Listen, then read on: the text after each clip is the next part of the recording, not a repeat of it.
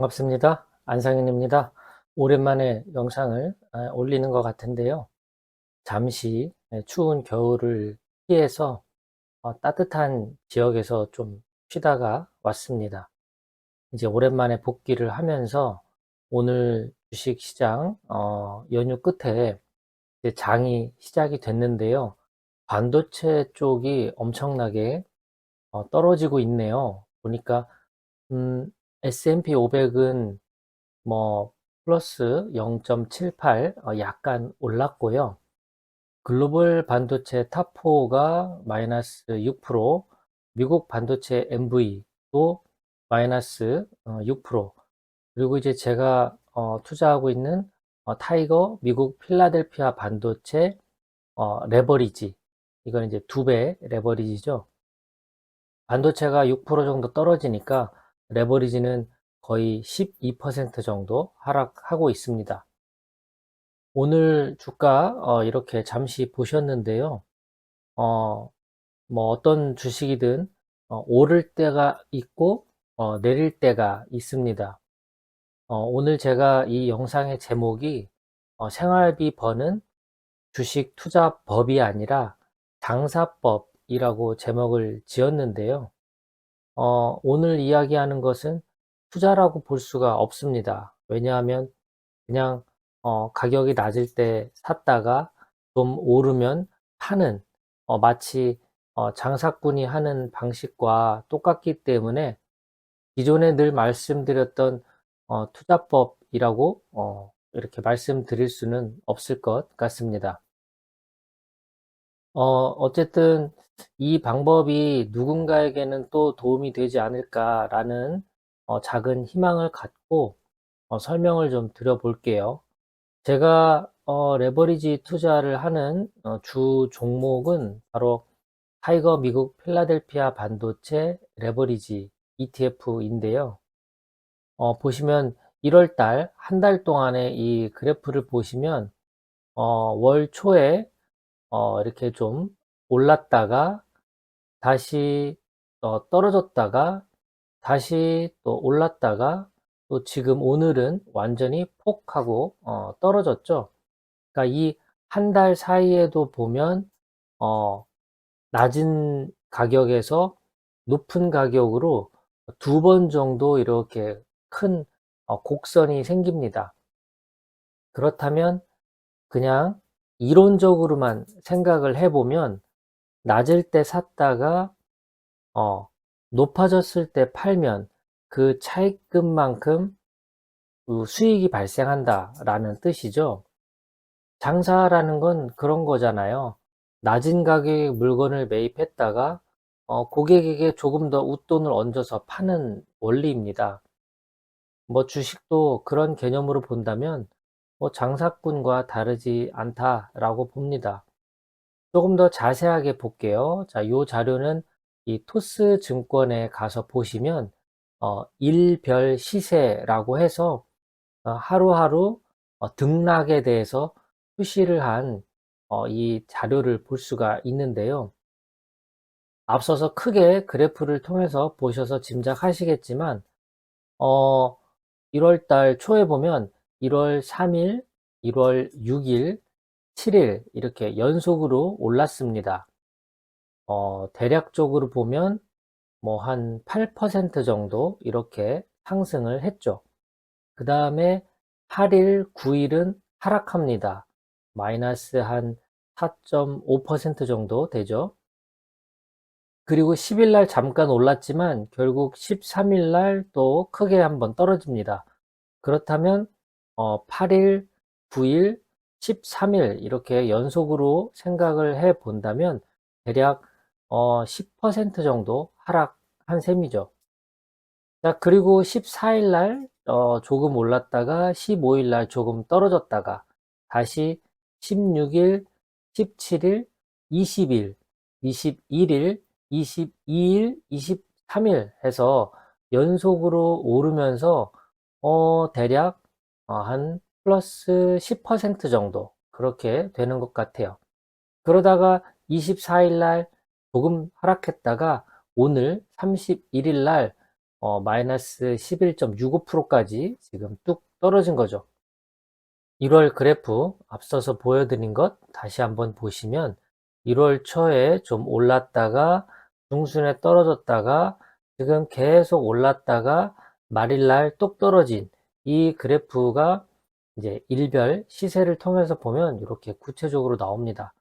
그렇다면 대략적으로 보면 마이너스 뭐 한 10% 정도 떨어졌다가 다시 플러스 10% 정도 올랐다가 이게 반복된다 라는 걸 알 수가 있죠.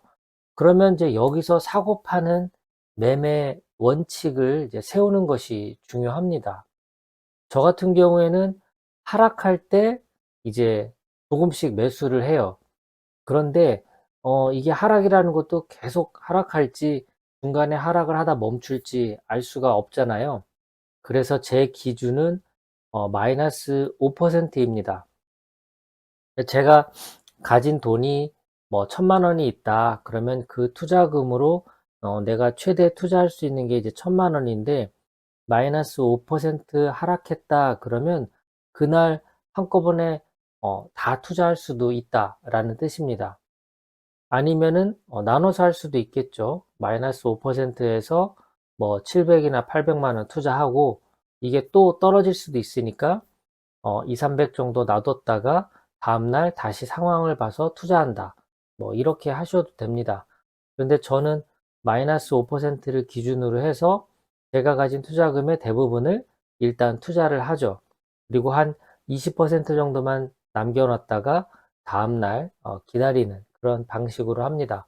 더 떨어진다면 추가적으로 200만 원까지 매수를 하는 거고 운 좋게 주가가 올라간다면 올라간 것만큼 봐서 이제 매도하는 거죠. 파는 거죠. 자, 팔 때 제 기준은 5%만 올라도 저는 대부분 다 팝니다. 그런데 5%가 오르지 않았더라도 일단 오르면 저는 그 다음날 대부분을 다 팝니다. 왜냐하면 이게 떨어질지 올라갈지 모르니까요. 말하자면 제가 이 레버리지 투자하는 매매 원칙에서 가장 중요한 건 주가가 하락할 때 매수를 한다는 겁니다. 어느 정도 기준을 세워놓고 그 다음에 상승하면 저는 이제 플러스 5%가 최대 이제 수익이거든요. 저는 5%만 먹어도 된다는 뜻이에요. 그 이상 뭐 10% 올라서 제가 수익을 얻지 못하더라도 그냥 크게 안타까워하지 않고 뭐 그건 내 돈이 아니다 그냥 이렇게 생각하고 버립니다. 그래서 주가가 떨어질 때 계속 매수를 하고 올라갈 때는 적당한 수익에서 모두 팔고 다시 기다린다. 이런 전략으로 제가 했습니다. 제가 이런 주식 장사법으로 레버리지 투자를 작년 24년 6월부터 지금까지 계속 투자를 하고 있는데요. 평균적으로 제가 크게 수익을 내지 않더라도 이렇게 쭉 평균적으로 계산을 해 보니까 한 달에 5% 정도 계속해서 이익을 내고 있더군요. 그 이상 물론 많이 오르는 때가 있었지만 저는 거기까지 욕심을 내지 않고요. 그냥 뭐 3%에서 5% 정도 수익이 났다 그러면 모두 팔고 기다립니다. 뭐 운 좋게 더 올라가면 뭐 더 많이 수익을 낼 수도 있겠죠. 어쨌든 이제 이런 식으로 저는 주식 장사법을 통해서 생활비에 조금씩 보탬을 하고 있어요. 예를 들어서 1000만 원 정도 투자금이 있다면 한 달에 5% 내가 수익을 발생시킬 수 있다면 50만 원 정도 생활비에 보탬이 되겠죠. 만약에 2천만 원 정도 투자금이 있다라고 한다면 100만 원 정도 생활비에 보탬이 될 겁니다. 자, 이 레버리지 투자 국내에서 하시려면 우선은 저 같은 경우는 이제 키움증권에서 주로 투자를 하는데 키움증권에서 주식 거래가 이렇게 몇 천만 원 많이 있다 그러면 레버리지 온라인 교육 한 4, 50분짜리 교육이 있어요. 이걸 반드시 필수로 시청을 한 다음에 그 이수증에 나온 번호를 입력을 해야 레버리지 투자를 할 수 있거든요. 그래서 1시간짜리 ETF 레버리지와 관련된 온라인 시청을 반드시 하시고, 요거는 이제 네이버 같은 데 물어보시면 돼요. 레버리지 투자 온라인 교육 뭐 이런 식으로 검색을 해 보시면 어디 들어가서 이렇게 시청하는 게 나와요.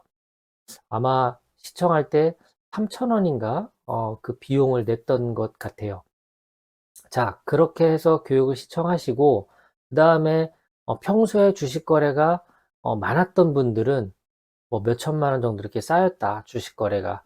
그러면 예치금 없이 바로 오픈이 될 수도 있어요. 그런데 거래량이 적다 그러면 증권사에서 요구를 할 겁니다. 레버리지 투자를 하려면 현금 예치금을 500만 원 적어도 넣어라, 또는 1,000만 원 예치금을 넣어라. 이제 이렇게 요구 조건이 있어요. 그래서 그 조건이 되면 그 다음에 이제 우리가 레버리지 투자를 할 수 있는 겁니다. 뭐 다 잘들 아시겠지만 레버리지 투자라는 것은 상당히 이 등락이 심합니다. 오늘 제가 보여드린 것도 보시면 아시겠지만 마이너스 12%까지 떨어지기 때문에 좀 더 이런 것에 대담하게 대처할 수 있는 분이 하시는 게 맞다라고 보고요. 이런 게 좀 너무 두렵고 불안하다 그러면 그냥 제가 평소에 말씀드렸던 것처럼 그 S&P 500, 나스닥 100, 글로벌 반도체 탑4 또는 코덱스 미국 MV, 그리고 에이스 미국 빅테크 탑 7 또는 뭐 타이거 미국 AI 빅테크, 그 이런 ETF들 매월 꾸준히 적립식으로 모아 가시기만 하면 됩니다. 오늘 제가 말씀드린 내용은 한 달에 생활비에 작게나마 보탬이 되기 위한 주식 투자법이 아닌 주식 당사법에 대해서 말씀드렸습니다. 끝까지 시청해주신 여러분 고맙습니다. 행복한 하루 되십시오.